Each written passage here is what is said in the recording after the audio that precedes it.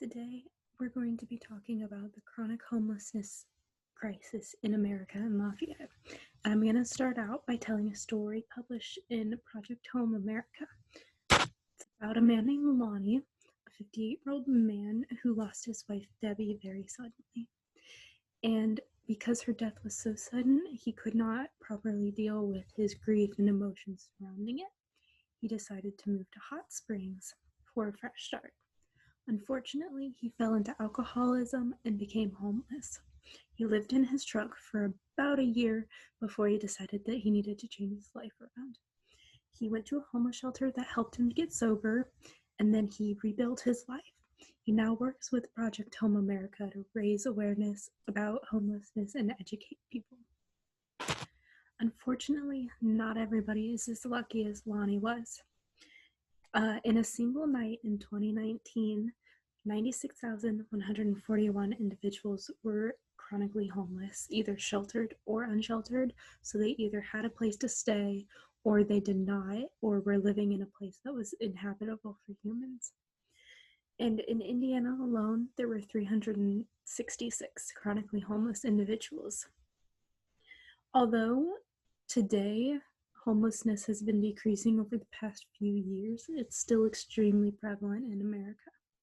So today, Brooke, Raquel, and I are going to be teaching you a little bit about chronic homelessness and its causes, how it looks like in Lafayette, Indiana, and some of the ways Indiana is working to raise awareness about and create a solution to end homelessness. So you might be wondering, what is chronic homelessness? How is it different from normal homelessness?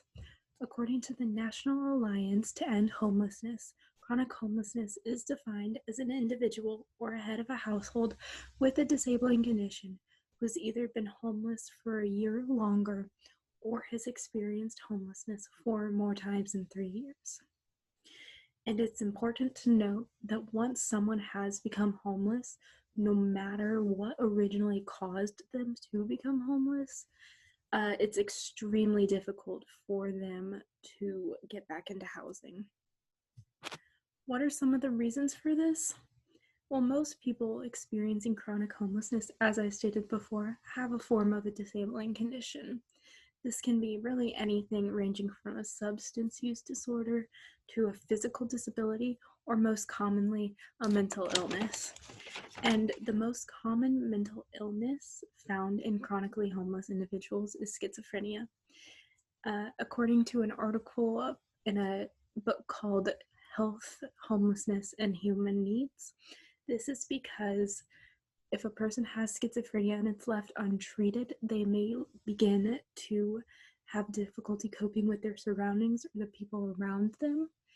And if left untreated, this is very disabling. They won't be able to hold down a job. They won't be able to communicate with people. It just gets very bad, and chances are they'll become homeless. It's also extremely difficult to get a job if you're homeless, and this isn't just because of the negative stereotypes that come with it. If you're homeless, chances are you don't have a proper address or a working, reliable phone for an employer to contact you. It's also important when you have a job to maintain a level of cleanliness that a homeless individual might not have the amenities for.